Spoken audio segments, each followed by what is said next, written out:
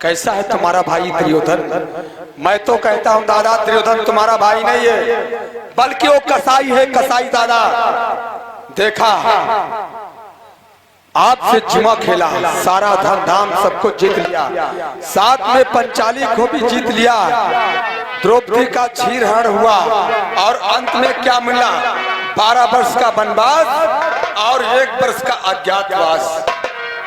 सत्य कहते हो भ्रात भीम, यदि हमें 12 वर्ष का वनवास 1 वर्ष का अज्ञातवास मिला है तो चलो वन के लिए प्रस्थान करते हैं भैया।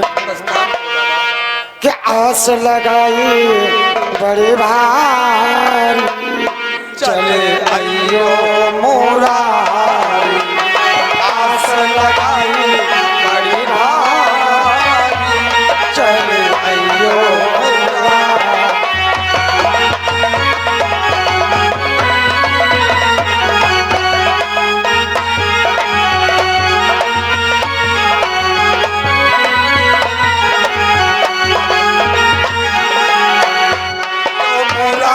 चले आइयो मुरारी,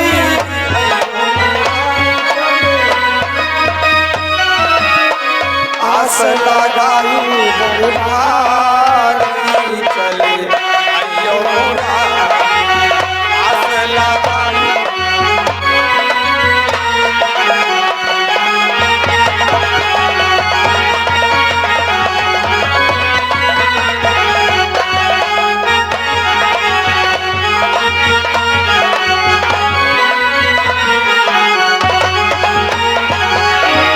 दादा, क्या हुआ भ्रात भीम? दादा, मेरे बहुत जोरों से प्यास लगी है, ये थोड़ा सा जल हो तो मुझे पिला दो दादा। ये क्या कहते हो भ्रात भीम? अभी अपने नग से कुछ दूर पर आए हो और तुम्हें प्यास लगी है? इस विकट जंगल में कहाँ जल रखा होगा? भ्रात नकुल, जरा इस पहाड़ी के चोटी पर चढ़कर देखो, कहीं तुम्हें जल नजर आ रहा है?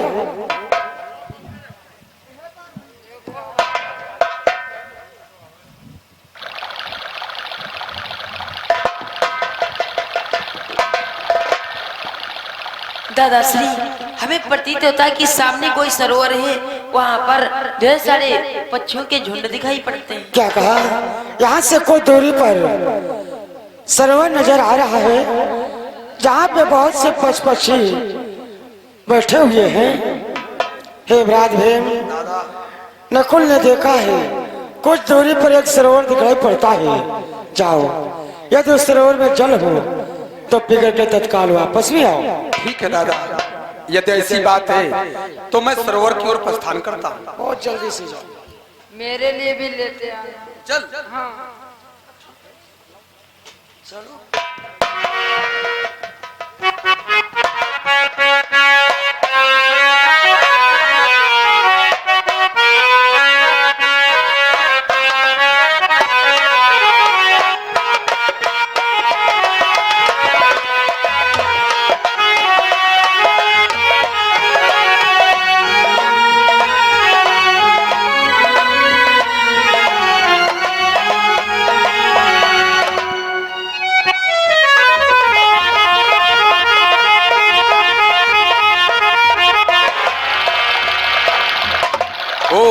कितना सुंदर सरोवर, कितना शीतल जल। पहले मैं इस जल को पीऊंगा और अपनी प्यास को बुझाऊंगा। सावधान, जल को मत पीना। जल पीने से पहले मेरे प्रश्नों के उत्तर दो, उसके बाद जल को पियो। परंतु आप ये बतलाएं, मुझे जल पीने से रोकने वाले आखिर आप कौन हैं? मैं इस जलाशय का रक्षक हूँ। सर्वप्रथम मेरे प्रश्नों के उत्तर दो, उसके बाद जल को पियो। लेकिन हे जलाशय के स्वामी, मेरे बहुत जोरों से प्यास लगी है, मैं पहले अपने जल को पीऊंगा और अपनी प्यास को बुझाऊंगा। सावधान, मेरे प्रश्नों के उत्तर दिए बिना अगर तुमने कहीं जल को ग्रहण किया तो इसका परिणाम बहुत भयानक होगा। जलाशय के स्वामी, ये भीम बस प्रणाम नहीं देखता है, आखिर क्या होगा क्या नहीं होगा, लेकिन जल पर तो केवल अधिकार प्यास का होता है। मैं पहले जल को पीऊंगा और उसके बाद में देखूंगा क्या होगा क्या नहीं होगा। सावधान।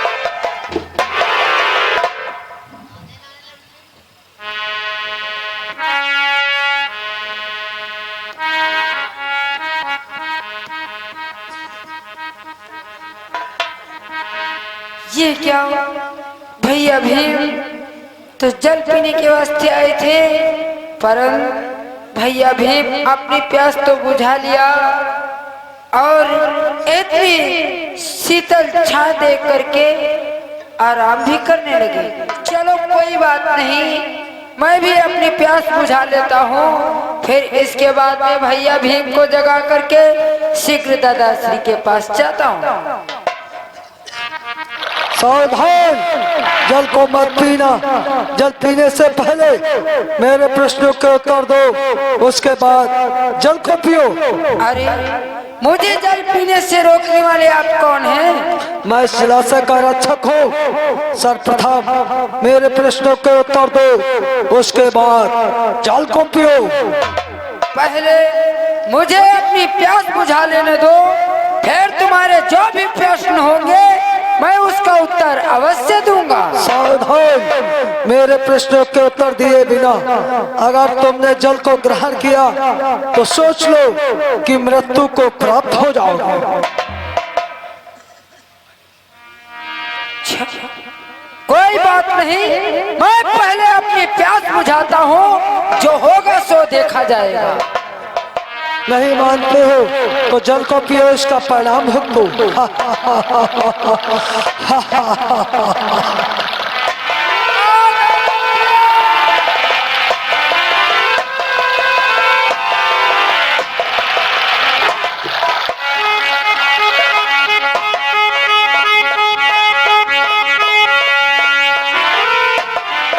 दादाश्री तो जल पीने के वास्ते आए थे और यहाँ निंद्रा में लिए हैं।